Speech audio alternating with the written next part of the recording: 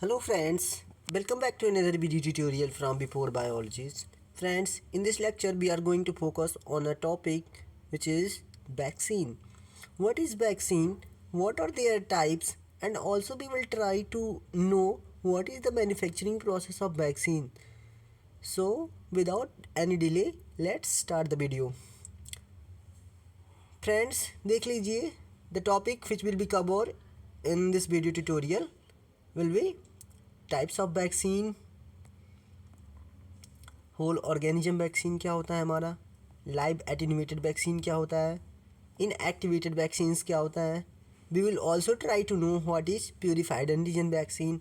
We will also cover DNA vaccine, herd immunity, and try to know some common disease and their vaccines. Okay friends, so the first topic is introduction part of the vaccine. Vaccine हमारा क्या होता है उसका introduction देख लीजिए. First point देख लीजिए क्या होता है. The material use to induce artificial active immunity. Artificial active immunity क्या होता है फ्रेंड्स? आर्टिफिशियल जो हम खुद से बनवाते हैं बॉडी में. बॉडी हमारी नेचुरली नहीं बनाती है उस टाइप की इम्यूनिटी को, उसको हम क्या बोलते हैं? Artificial active immunity. Okay friends, अब देखिए हमारा क्या हो एंटीजन. एंटीजन का मतलब होता है कि फ्रेंड्स कोई फॉरेन पार्टिकल और अ मिक्सर ऑफ एंटीजेंस, या फिर कोई मिक्सर ऑफ फॉरेन पार्टिकल का कोई अलग मिक्सर हो, तो उस टाइप के प्रोसेस को क्या बोलते हैं? हम वैक्सीन बोलते हैं. अब देखिए वैक्सीन क्या होता है हमारा. वैक्सीन एक ऐसा मतलब मिक्सर ऑफ मटेरियल हो सकता है, या फिर एक सिंगल मटेरियल हो सकता है.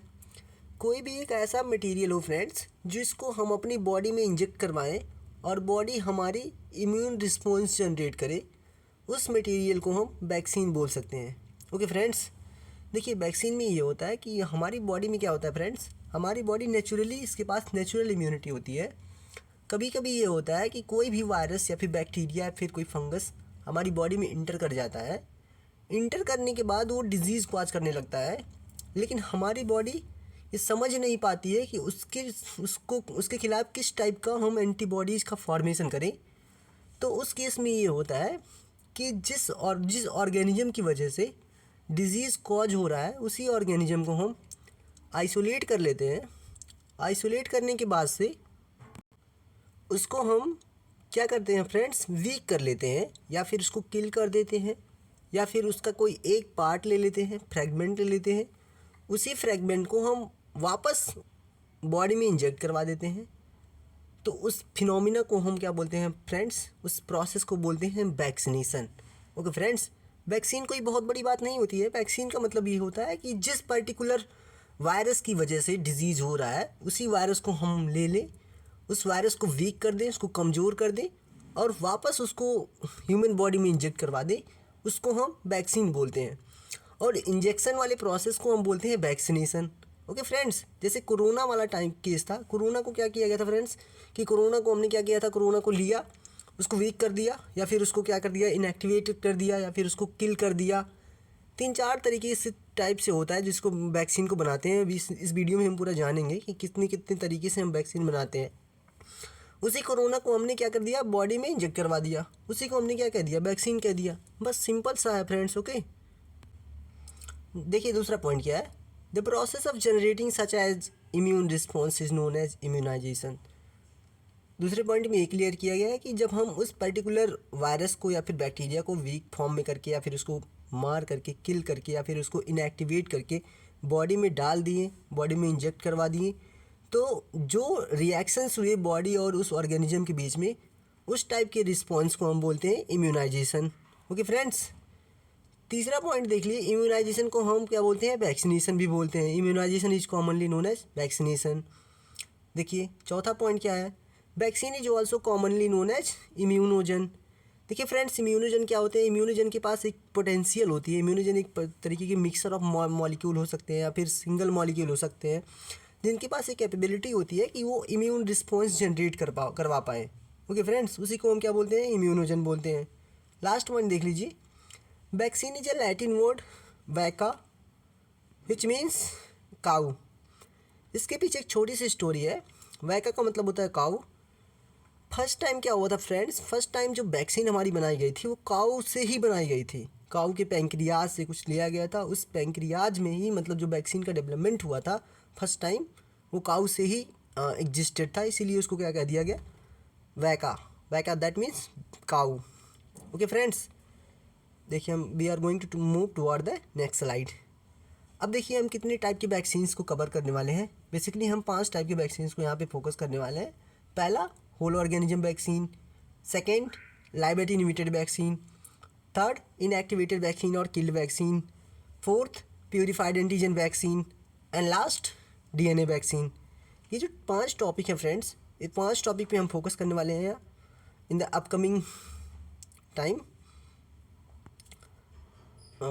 देखिए होल ऑर्गेनिज्म वैक्सीन क्या होता है फ्रेंड्स। देखिए होल ऑर्गेनिज्म वैक्सीन क्या होता है, it consist of live but attenuated और इनएक्टिवेटेड बैक्टीरियल सेल और वायरल पार्टिकल।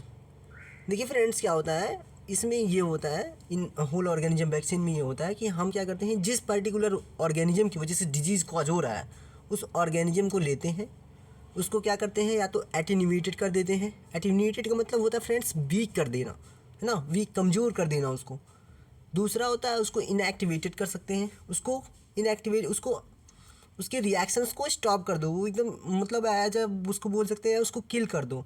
ओके फ्रेंड्स, वो या तो जिस बैक्टीरिया की वजह से हो रहा है या फिर जिस वायरल पार्टिकल की वजह से हो रहा है, इन सबको लीजिए, उनको क्या कर दीजिए, एटेन्यूएटेड कर दीजिए या फिर किल कर दीजिए, फिर इनएक्टिवेटेड कर दीजिए, फिर उसके बाद से इंजेक्ट करवा दीजिए बॉडी में। तो such type of vaccines are known as whole organism vaccine. क्योंकि फ्रेंड्स हम यहाँ पे पूरे के पूरे ऑर्गेनिज्म को ले रहे हैं। देखिए ये हमारा ऑर्गेनिज्म था, वायरस था, हमने इसका कोई एक पार्ट नहीं लिया है, हमने इसके पूरे बॉडी को लिया और इस बॉडी को क्या कर दिया, किल कर दिया या फिर इसको वीक कर दिया, तब हमने ह्यूमन बॉडी में इंजेक्ट कर दिया, फिर किसी भी एनिमल बॉडी में इंजेक्ट कर दिया। तो such type of phenomena is known as whole organism vaccine. Okay friends, अब now we are going to move toward the next slide. देखिए लाइव बट एटेन्यूएटेड वैक्सीन। देखिए इसमें क्या होता है friends, these vaccine are prepared by attenuated pathogenic organism by growing them in unfavorable conditions, which results in a gene mutation due to which organism loses pathogenicity but retain their capacity for transient. Okay friends, देखिए पहले point में ये cover किया गया है कि हम live but attenuated vaccine में ये होता है कि हम क्या करते हैं, ऑर्गेनिज्म को लेते हैं। जैसे हमारा समझ लीजिए हमको टाइफाइड हुआ है, तो टाइफाइड जिस बैक्टीरिया की वजह से होता है वो होता है साल्मोनेला टाइफी। साल्मोनेला टाइफी को हम क्या करते हैं फ्रेंड्स, हम लेते हैं साल्मोनेला टाइफी को लिया, उसको क्या कर दिया, एटेन्यूएटेड कर दिया। एटेन्यूएटेड का मतलब होता है वीक कर दिया। वीक कैसे करते हैं फ्रेंड्स उसको, वीक तो ऐसा तो होता नहीं है कि वीक अपने माप से हो जाएंगे, हम उनको क्या करते हैं फ्रेंड्स, अनफेवरेबल कंडीशंस देते हैं। अनफेवरेबल कंडीशंस ऐसे कंडीशंस होते हैं जहाँ पे आपको प्रॉपर जो चीज़ चाहेंगे आप वो चीज़ आपको नहीं मिलेगी। जैसे हमको ऑक्सीजन चाहिए, हम फेवरेबल कंडीशन में रह रहे हैं, फेवरेबल कंडीशन में रह रहे हैं तो हमको 25 पे एटीएम का प्रेशर मिल रहा है, ऑक्सीजन मिल रही है, प्रॉपर इन्वायरमेंट मिल रहा है, तो ये हमारा फेवरेबल कंडीशन हो गया। लेकिन अभी हम क्या कहें कि हमारा जो एटमॉस्फेरिक प्रेशर है इसको बढ़ा दिया जाए, 60 कर दिया जाए, 80 कर दिया जाए, एंड हमारे ऑक्सीजन लेवल को डिस्टर्ब कर दिया जाए, तो हमारे लिए क्या होगा, वो अनफेवरेबल कंडीशन होगा। ओके फ्रेंड्स, तो इससे ऐसे टाइप मतलब यही केस क्या कर दिया जाता है, हम अपने उस पर्टिकुलर जब वैक्सीन बनाते हैं लाइव एटेन्यूएटेड वैक्सीन में, तो हम उस ऑर्गेनिज्म को भी अनफेवरेबल कंडीशंस देते हैं, जिससे उसके जीन में क्या होता है, म्यूटेशन हो जाता है। अब जीन क्या होता है, जीन एक बेसिक पार्ट होता है, डीएनए का एक बेसिक पार्ट होता है जो एक पर्टिकुलर प्रोटीन का फॉर्मेशन करता है। अब जब जीन में म्यूटेशन हो जाता है तो उसके जो पैथोजेनिसिटी कॉज कर रहा था फ्रेंड्स, वो क्या होगा, स्टॉप हो जाता है, वो पैथोजेनिसिटी कॉज नहीं कर पाता है, मतलब वो डिजीज़ कॉज नहीं कर पाता है, एंड देन हम उसको क्या करते हैं, उस ह्यूमन बॉडी में इंजेक्ट करवा देते हैं। देखिए दूसरा point, the major disadvantage of these vaccines are associated that risk of reverting back to violent form. देखिए इस टाइप के वैक्सीन्स का यही ड्रॉबैक होता है कि ये फिर से वापस आने के चांसेस होते हैं। सपोज हमने कभी किसी बैक्टीरिया को हमने क्या किया, हीट ट्रीटमेंट दिया, उसका जीन म्यूटेंट हुआ, लेकिन हमने जैसे ही बॉडी में इंजेक्ट करवाया, लेकिन वो हमने जैसे ही बॉडी को बॉडी में इंजेक्ट करवाया, वो फिर से वायलेंट फॉर्म में आ गया, डिजीज़ कॉज करने लगा। तो इस टाइप के रिस्क भी होते हैं इसमें लाइव बट एटेन्यूएटेड वैक्सीन्स में। Okay friends, and last point देख लीजिए, these vaccine show prolonged immunogenicity and eliminate the need for repeated booster. देखिए, अगर इस टाइप की मैन्युफैक्चरिंग प्रोसेस है किसी भी वैक्सीन की, तो इसमें क्या होता है, हमको there is no need of taking too much booster dose. जैसे कोरोना के केस में था फ्रेंड्स, हमको बूस्टर डोज की रिक्वायरमेंट थी, लेकिन अगर इस टाइप की अगर वैक्सीन बनाई जाती है तो उसमें there is no need for repeated boosters. उसमें कोई हमको बूस्टर्स की रिक्वायरमेंट नहीं होती है कि बार बार बूस्टर दे, बार बार बूस्टर दे, क्योंकि ये हमारे लाइव बट एटेन्यूएटेड होते हैं।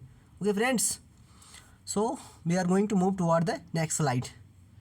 यहाँ पे देख लीजिए हमने क्या किया, ये देखिए एकदम पूरा फिट है, फुल एंड फिटनेस है ना, क्योंकि उसको प्रॉपर इन्वायरमेंट मिली ना, फेवरेबल कंडीशंस हैं। इसको हमने क्या किया, अनफेवरेबल कंडीशंस दिया। अनफेवरेबल कंडीशंस में दिया क्या हुआ, ये एटेन्यूएटेड हो गया। एटेन्यूएटेड का मतलब हो गया वीक हो गया। अब ये वीक हो गए तो भाई साहब ये क्या करेंगे, कोई डिजीज़ कॉज नहीं कर पाएंगे, है ना। अभी तो ये कुछ भी कर सकता है ना, ये देखिए एकदम पूरा फिट एंड फाइन है, लेकिन ये एकदम क्या है, वीक हो गए हैं, तो ये कुछ नहीं कर सकते हैं। तो ऐसे ही हमारे वायरस के साथ भी किया जाता है। वायरस को क्या किया जाता है, लिया जाता है और उनको अनफेवरेबल ट्रीटमेंट दिया जाता है, और अनफेवरेबल ट्रीटमेंट देने की वजह से क्या होता है, ये इस फॉर्म में आ जाते हैं, एकदम वीक हो जाते हैं, कुछ नहीं कर पाते हैं, डिजीज़ नहीं कर पाते हैं। तो इस कंडीशन में हम क्या करते हैं, अपनी बॉडी में इसको इंजेक्ट करवा लेते हैं। तो उसके खिलाफ हमारी बॉडी क्या करती है, एंटीबॉडीज़ का फॉर्मेशन ईजिली कर पाती है। ओके फ्रेंड्स, इन दोनों के बीच में फिर फाइटिंग नहीं हो पाती, हमारी बॉडी और जो वीक फॉर्म में गए होते हैं एंटीजेंस, उनके बीच में फाइटिंग बहुत कम हो पाती है।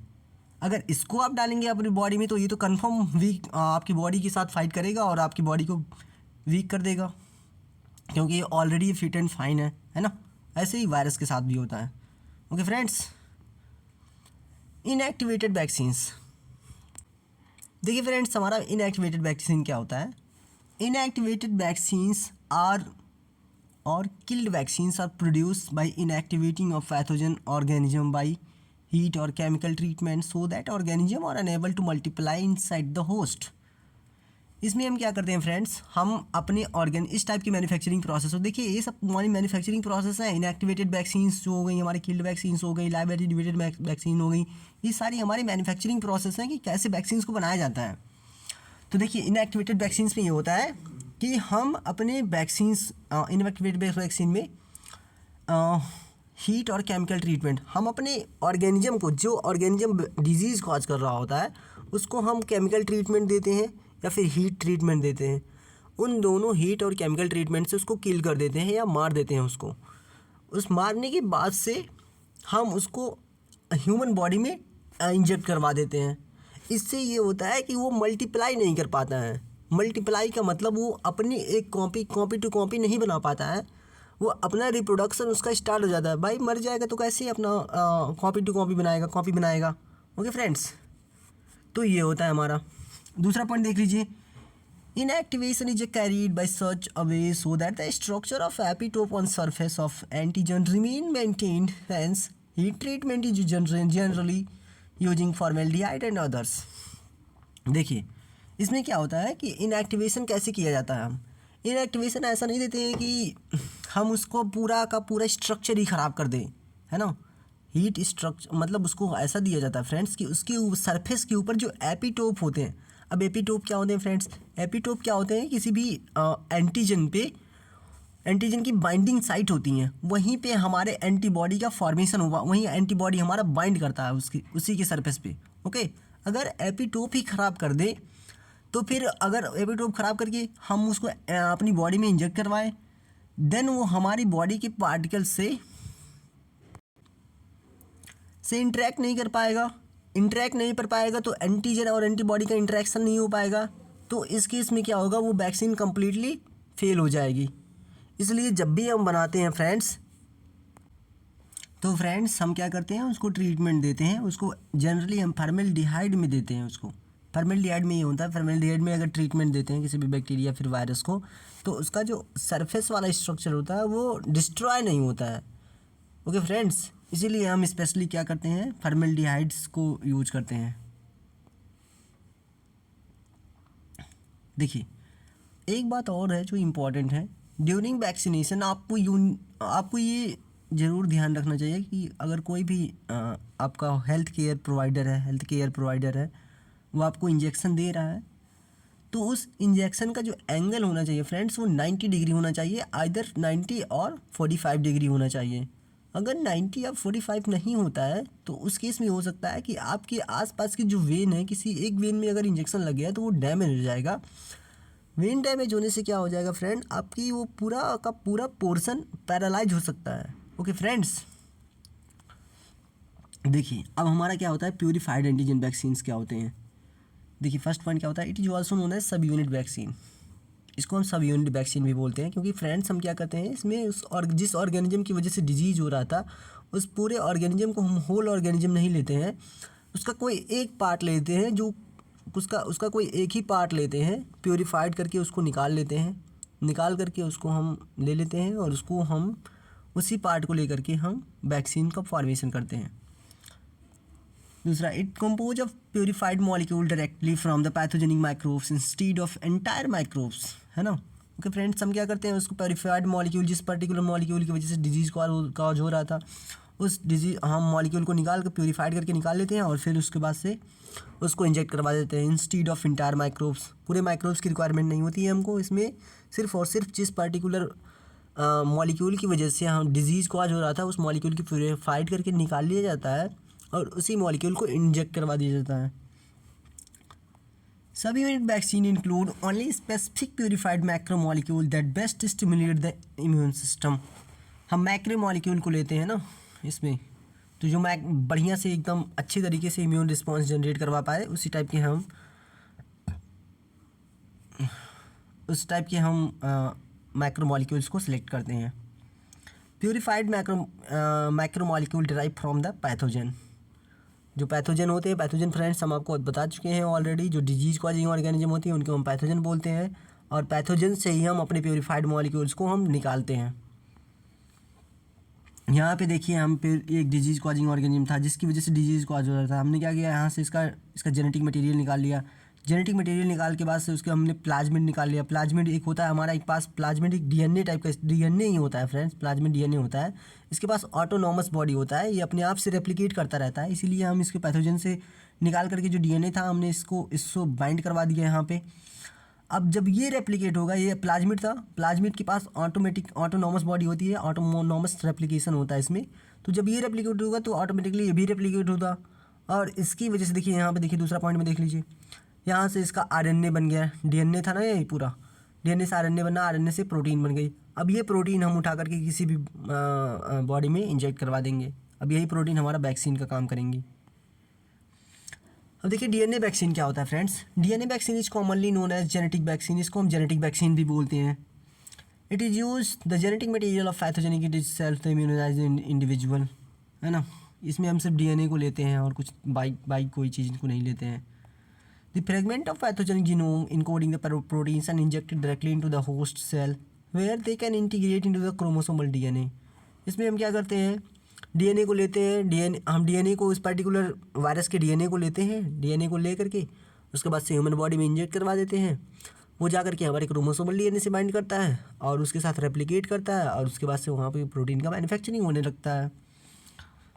DNA vaccine include both humoral and cell mediated immune response. ये एग्जाम के लिए बहुत इंपॉर्टेंट है, पॉइंट कि डीएनए वैक्सीन जो हमारा होता है ह्यूमोरल इम्यून रिस्पॉन्स जनरेट करता है as well as cell mediated immune response generate करता है।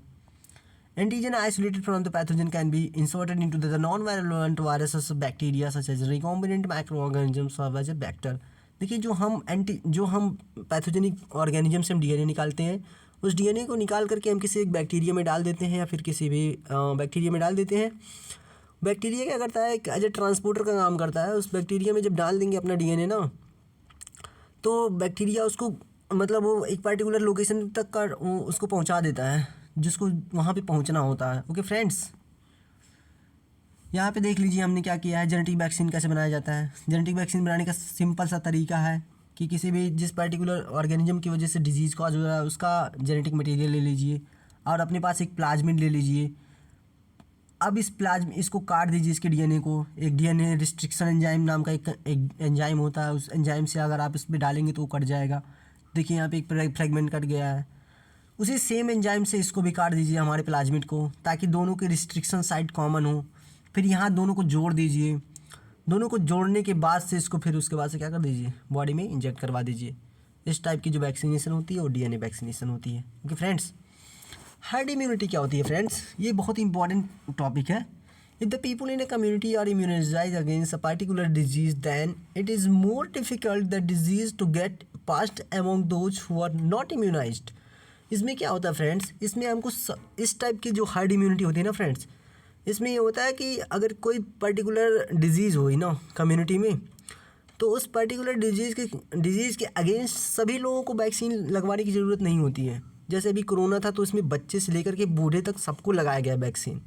लेकिन अगर हार्ड इम्यूनिटी जनरेट हो ना फ्रेंड्स, तो उसमें सबको वैक्सीन लगाने की रिक्वायरमेंट नहीं होती है, क्योंकि इसमें हम 2-4 लोगों को वैक्सीन लगा लेते हैं जो आधा इधर आलतू फालतू घूमते रहते हैं, उनको पकड़ करके उनको वैक्सीन करवा देते हैं। तो उनसे क्या होता है, प्रोटेक्शन प्रोवाइड होती है और ये डिजीज़ फैलता नहीं है। और जो लास्ट पॉइंट है फ्रेंड्स हमारा, herd immunity does not apply to all disease. सबसे बड़ी बात यही है ना कि हार्ड इम्यूनिटी सभी डिजीज़ पर अप्लाई नहीं होता है। अगर ये कोरोना पे अप्लाई हुआ होता तो जो छोटे छोटे बच्चे को बेचारों को लग रहा था इंजेक्शन, जो 4 साल के थे, 2 महीने के थे, 3 महीने के थे, उनको भी इंजेक्शन लग रहा था ना कोरोना का वैक्सीन, तो उनको लगने की ज़रूरत नहीं होती अगर हर्ड इम्यूनिटी अप्लाई हुई होती। Okay friends,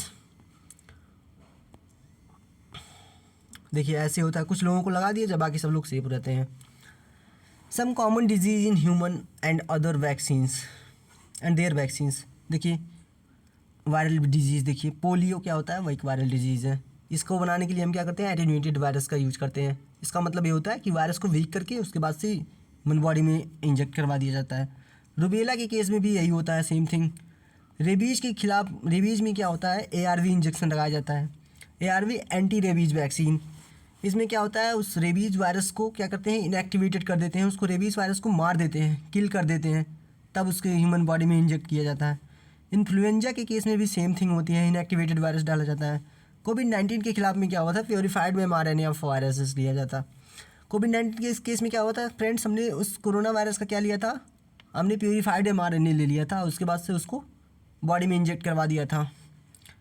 some common bacterial disease and their vaccine.